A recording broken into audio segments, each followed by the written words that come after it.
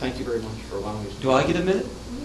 It's always good to have the last word. One of the problems with debating an individual as intelligent and as well spoke as Mr. Allen is that you find yourself agreeing with much of what he said. However, in the spirit of debate and in the spirit of how I actually believe, trust and verify. Where's the verification? All of this is going on in secret, particularly the NSL letters, excuse me. How are we verifying that these are being properly used? Well, we're asking the supervisors of the FBI and the management of the FBI to make that determination, and a court which really has no power and operates in secret to prevent abuses. There's no verification going on after the fact. And if it is, it's going to occur in 5 to 10 or 20 or 30 years from now when the damage has already long been done, similar to Korematsu. So I'm all for trust and verify. Unfortunately, there's no verification going on here, and won't until history is long past. And two, I have to pick up just very briefly on the comment that we have an enemy that's hard to verify. The problem with the current, in my estimation, with the current administration, which I voted for, I have to say, this is not some rabble-rousing, liberal, Kennedy-esque Democrat you're talking to. The problem with the current administration's procedure and perspective and the Patriot Act is because we can't identify individuals, we're going to target a whole group. And it's almost a guilty until proven innocent. And that's what I would suspect and suggest to you is occurring with the targeted focus of the Patriot Act on the Muslim population, 99.9% of which is peaceful, American, patriotic individuals. And again, I am prepared to give up some safety to protect the rights of this minority. Thank you.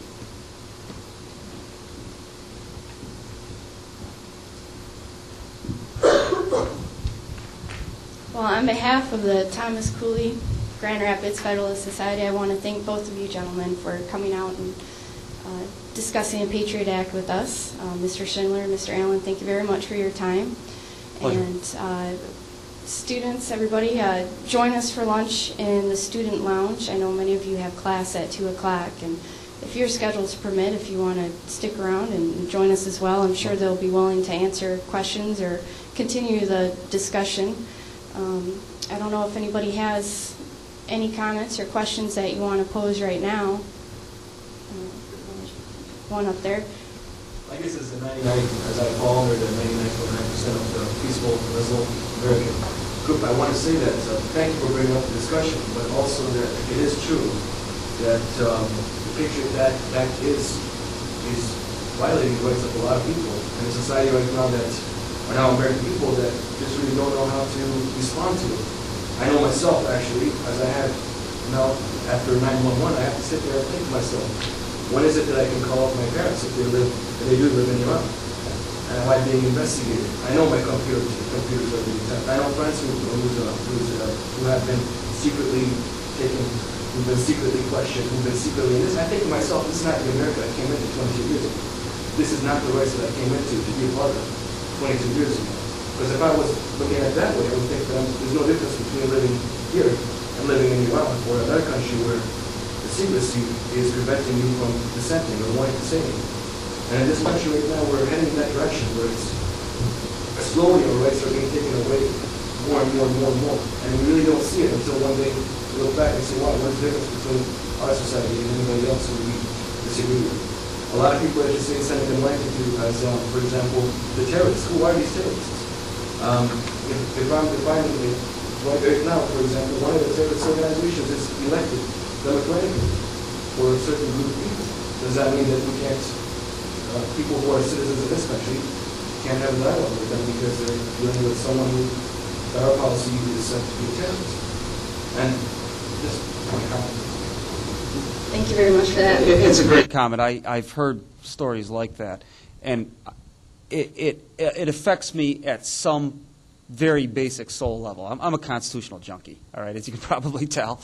It affects me at a very soul level when I hear those kind of comments. And you've identified, and in a better way identified than I have, the real concern here.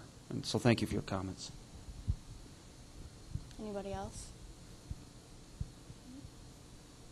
Okay.